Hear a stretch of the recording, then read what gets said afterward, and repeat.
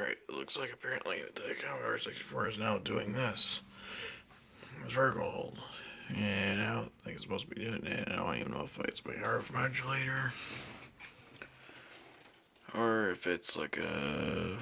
Yeah, it's probably the RF Modulator, because if I hook up a video cable to it, well, right next video cable to it, it does the same exact thing. I'm gonna need help with this. Yeah, it's not really good. Because if I smack it around something, or if I shake the cable, sometimes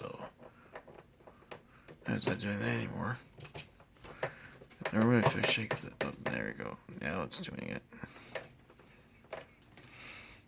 If I shake the cable around, it does it. So I think it's the RF modulator that's going bad.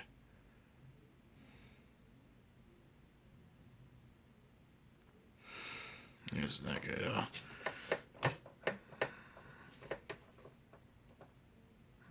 Yeah, it's doing that now.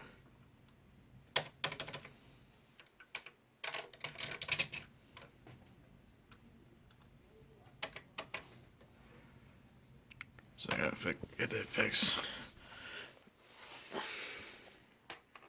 That's good though.